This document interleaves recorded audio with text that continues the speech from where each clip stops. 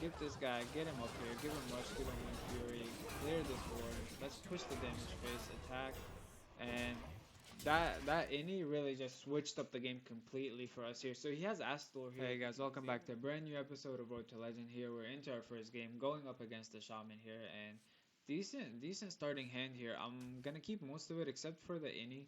I kind of want to look for a one drop. The innie, I don't know. Maybe I should have kept it. It has decent value here, but I think it was the right play. Kind of trying to look for a one drop. We didn't end up getting it anyway, so that sucks. But it's all right. The Bone Spike I think is gonna be very crucial for this matchup. Honestly, Bone Spike is gonna make such a massive difference. I'm assuming he's playing Totem Shaman. We've seen this deck a few times, kind of in this series. We've run into it a couple of times, and it's a decent deck to be honest. It's not bad. It definitely surprised us the first time we went up against it. Just having flashbacks already, but you know what? Let's see if we can get revenge here. So he gets his totem down. So you know, we're chilling here to be honest. Uh, so I'm just thinking about the play that I want to go for here next turn. I'm probably gonna. It's a bit early, but I just don't want him to get any tempo. I'm taking control of this board as quickly as possible. I'm probably gonna bone spike here, but it looks like he might play another card here, so I might have to bone spike something else that I wasn't expecting to. But let's see. Play for me is probably gonna be bone spike, and then I can play this guy for just one mana, and then after that. Ooh, prep man. We're just getting infinite value with our mana here. Can't complain. So, Inventor guy, we're gonna drop Inventor guy. We're gonna. Um, it's quite interesting here. I'm gonna prep. I'm gonna clear this guy. I don't really want to take the damage to my face. Oh, actually, I should have. I kind of messed up there. I kind of forgot my. I should have. I wanted to clear this, and then I was gonna double coin hero power and clear the 2/1. So to be honest, a bit of a hiccup there from my side. I kind of messed up, but that's okay. We have a 7/5 on turn two. Like, who's gonna say no to that? 7/5 turn two. He needs something big here, but you know the thing with the totems is that they just start to get so many of them that it makes it a bit rough for us to actually establish our tempo and play our game. But a 7/5 and a 2/3 on turn two, I mean, you can't scoff at that. At the end of your turn, give +1/+1. Yeah, I don't care. Like that I mean, that's a decent card, but not against the board that we have here. You know, that's typically a decent card, but if you look at our board, I mean, it's not a threat whatsoever here. So here's the play I'm gonna go for. I'm gonna double coin here. I'm gonna buff this guy. We get him all nice and buffed up. He's a 6/6. Get this guy out of my face. Push another 7 damage to this guy's face. Get me more coins here. A 7/5 and a 6/6 on turn 3. You know, it just keeps getting better and better for us. So he obviously needs an answer here. He needs to kill these guys, or I mean, he's pretty much dead. He doesn't know that we don't have lethal just yet, but we're very close to it. We have 13 damage, and we have another 2. Actually, no, we do have lethal, and 2, and with the dagger, that will be lethal. We have the coin to be able to pull that off at 5 mana. So if our board sticks, or and he doesn't get taunts or anything in the way, that's GG's here, but there's a good chance he gets a taunt, and there's a decent chance that he's able to clear her because it's only a 6/6, and a 7/5. So if he has any spells, he might be able to kind of get something off the board here. So let's see if we're gonna be able to quickly dust off this shaman and erase, that outrageous loss from our memory here. So it looks like he's fishing for something. He's probably looking for a taunt. If he saw a taunt, he's probably gonna auto pick that, and he might just hero power, look for it that way. Doesn't He's not hero powering. Yeah, that's GG's. Yeah, that's game over. It was a valiant effort on his side, but that's all she wrote. And we coin, and this we got. It didn't even need the dagger. I forgot about the +1/+1. So well played. But yeah, we get revenge on these totems, man. I can't believe we ever lost to that deck, but ever since then, we've been absolutely smashing it. It's such an interesting deck. But, it looks like a fun deck. I might even try it out at some point. But off to a great start here. We get a win in our first game, and yeah, I'll catch you guys at the next game. Hey guys, we're into our next game here, and it looks like we're going up against another rogue. So this is probably going to be a mirror matchup. If you've seen one of our previous videos, the last time we played a mirror matchup, it didn't end up going our way. And honestly, the main difference was they got Mimron, we didn't. So let's see here. If we were able to get Mimron before them, that should be all she wrote here. But we have a very, very good opening hand here. Oh, it doesn't look like it's a mirror matchup actually. I think I spoke a bit too soon. Uh, so you know what? I'm gonna clear this. You know, get this out of my face. It's still I can still play the 3/4, and that's kind of the great part about like the serrated bone spike here. You get so much mana. We just got to play 4 mana on turn 2 here, which I mean, mana cheating in Hearthstone. Any cards that allow you to do that are honestly just insane. And yeah, so let's see what we're gonna do here. So, ooh, I'm gonna go for. I'm gonna. Yeah, I'm gonna buff the Divine Shield guy. I'm gonna use him to clear, and then I'm gonna push the damage base. And you know what? I'm just gonna coin, and I'm just gonna draw, cause I don't care about the prep at this point. I'd rather have more cards in my hand, and we get the Memron. What a great card to draw here. So yeah, I'm very happy about that. We got the Memron first here, but regardless, it didn't end up being a mirror matchup. So drawing it first might not be as important as it was in previous matchups. So it looks like he preps here, so he's gonna get 2 concoctions. So that's a bit scary because he's gonna be able to play them because he still has the 3 mana here. But the fortunate part is that the concoctions deal up to 3 damage. So unless he chooses deal 3 damage twice, he's not gonna be able to clear anything here. Okay. So yeah, he hero powers. Does he have another prep? Oh, it costs 0? Oh, your next concoction costs 0. That's kind of what yeah, he played that card earlier. So that's good on him. Okay, okay, man. He pulled off a pretty nice combo there. So that sucks for us, I can't lie. So I wonder what we want to do here. Do I just go for the 2 drop and play it into this board? I mean, he can clear it. That's the part that sucks. But I think that might have to just be the play regardless here. We just, you have to spend your mana efficiently here, and the 4/4 is decent. It's probably not gonna stick on the board, but it's still a decent play here. He'd have to double trade or use some spells. So let's see. It looks like he's playing like an interesting variant of like a rogue. He's playing a bit of mechs, a bit of concoctions, serrated bone spike. Man, I was just saying how good of a card that is, and it's coming back to haunt us here. So it does look like he is playing mech rogue, but it's just not a mirror matchup whatsoever here. And you know what? It looks like I might need to switch my deck here. It looks like he found the real answer. So I get prep. I have to go for this, to be honest. I have to find something here. Okay.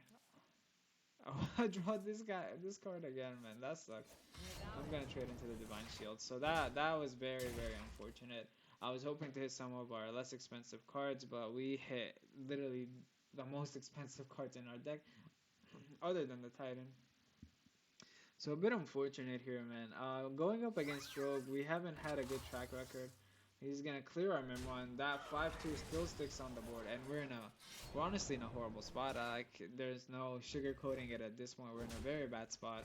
The only good thing we did last turn was the fact that we cleared that Divine Shield. Let's see where this buff ends up landing on.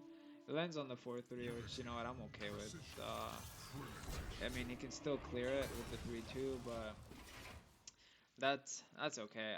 Next turn, what we need a 2-drop that we can magnetic into the clicky guy, and then we can use any to get that. So it doesn't look like that's happening. He's gonna be able to trade the 3/2 here, and he chooses to keep the 3/2 on board. That's a smart play. I mean, it's a smart play. He takes 4 damage to his face, but he's keeping the tempo on the board, and that's actually very smart actually. So good on him for making that play.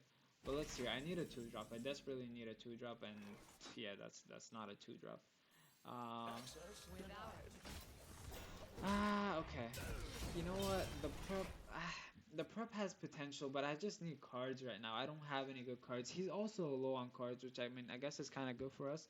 We're both kind of just at our not our wits end here, but he's in a better spot. I have a prep. That sucks, but he gains more armor. He's gonna get the now he has Astalar. Very slow turn, and the fact that he chose not to trade, that's a mistake here. Because now I can pull off a pretty decent combo in this, and then get this guy, get him up here, give him Rush, give him Wind Fury, clear this board. Let's push the damage phase, attack, and that innie really just switched up the game completely for us here. So he has Astor here. He's able to drop it here. But I mean, depending on where that damage lands, I mean, he can still lose the game. So yeah, Innie comes up very clutch for us here. He took that turn way too slow, not trying to clear there. With Mech Rogue, if you leave minions on board, you know how it's gonna end for you. So that keeps our win streak going, and looks like we're up into Diamond 8. So yeah, what a great win here. And I'll catch you guys at the next game. Hey guys, we're into the final game of this episode here, and honestly, hopefully we can pull a 3P. It's very unfortunate that we're going up against a Warrior here. Warrior is a tough matchup for us. I decided to keep the pit stop in my mulligan. I already regret that decision, so you know what? Don't keep pit stop in your mulligan. No, I honestly I don't know. It can definitely be decent at times. It's just unfortunate that you know this time wasn't one of those times, especially against Warrior because of how difficult this matchup is for us. Warrior has so many clears. It controls the board very well here, but it looks like he lets our minions stick, so we're gonna push 5 damage to his face, a 5-9. And being quite honest, I don't care how big of a minion we make against Warrior. Yeah, they have clears, man. They always have clears. So okay, I really expected him to be able to. Oh, you know, that's what I was saying. They always have clears. You know, you have to make the world's largest minion in history to even get close to like dealing with Rogue, to dealing with Warrior. I mean, sorry, but this is an interesting choice here. Stealth might be the play that I want to go for here. I'm gonna go for a stealth guy, and I'm gonna go for Scrapbots. I'm well, praying for Wind Fury to be honest, and we get it. I'm very happy about Wind Fury. So the reason I was fishing for Wind Fury there is because I play this guy. He's stealth up, and I'll just start buffing him. But this sucks. That card sucks. I can't, no denying that. But you know what? It's not the end of the world, because it still puts us in a decent spot here. We get Rush as well. I'm very happy about Rush actually because it allows me to it allows me to do this. And you know what? This might bait out my play a bit, but I am gonna trade into it. So the reason I kind of want to go for that play is I have two serrated bone spikes next turn. So yeah, it did. I mean, it might have been obvious what we were trying to do. Tim, man, you gotta chill. You have to just chill on us here. So it's unfortunate. I'm not gonna be able to like pull off my combo to win the game. So that part definitely sucks, but we're gonna be able to clear a good bit here. We're gonna clear one taunt guy. We're gonna clear a 4-3. We're gonna get a coin. We'll go for Wind Fury.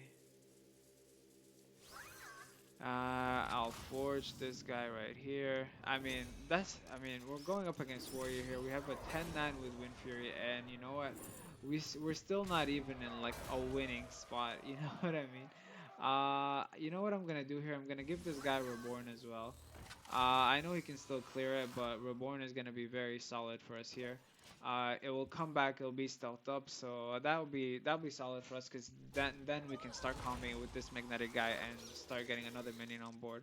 So he was probably hoping it wouldn't be stealthed up, I'm assuming, but very fortunately for us, it does come back stealthed up. It does give us that little bit of an advantage because we're guaranteed to be able to pull a magnetic combo off with this card.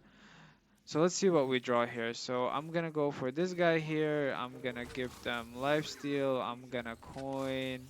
I'm gonna draw some cards. I'm hoping to get a one drop, but regardless, I mean, I'd probably rather not have the coin in my deck to be honest. The coin is like kind of a dead draw. So push 7 damage face. We get another copy of it. We have two 7/4s. I mean, it's honestly not amazing because I mean he can just clear this as it is right now. He can just clear this with his board. He doesn't even need to use any of the cards in his hand. So it's very rough for us. I mean this Warrior matchup is so difficult, and the fact that he played these rifts and he was able to get such a massive board was very tough for us because we don't have too many spells, and even we had the two spells we have to clear, and unfortunate there again. Another 10 damage that he gets to deal here, fully clearing our board. and he also on top of that got to maintain his board completely here. So that's the thing, man. This warrior matchup, honestly, I think it's an absolute hard counter to Rogue. Like, I genuinely think Rogue has no chance of winning this matchup. Correct me if I'm wrong, but I'm pretty sure there's no footage on the internet out there that of Rogue ever beating Warrior here. So that was also unfortunate. I was hoping to hit the 4-3, but we ended up hitting a 2-2 and his face. So that sucked. I would have preferred if they all went to minions, and odds of one of them going face was low, but you know it happened anyway. So let's see here. He's getting more armor. He just deal 3 damage. Clear. Okay. Give your hero +2 attack. Okay. So I don't know. I guess he riffs again. This is just outrageous, man. This is an absolute clinic. This is how you counter Rogue, man. If anyone says Rogue is OP, show him this matchup. Rogue has no chance. Like I swear, whoever built Warrior must have hated Rogue. Like they were like, how can I build a deck that apps completely counters Rogue, completely counters everything that Rogue is about? And you know what? Warrior is what they came up with, to be honest, man. So this is super rough. We have a 4-6 here. I mean, that's it's GG's. We have no chance in this deck, so I'm not gonna waste your time. We'll give him the well played, but you know what? We could have lost the bot there. This matchup is just so difficult. We did decent, honestly. I thought we might have had him. If he didn't get that Rift combo, if he didn't get all those guys out there, we might have had a better chance. But you know what? At least we got to climb a bit this episode. We're up to Diamond 8. So I hope you guys enjoyed the video. Please leave a like if you did, and subscribe to see more gameplay. Catch you guys at the next episode. Peace.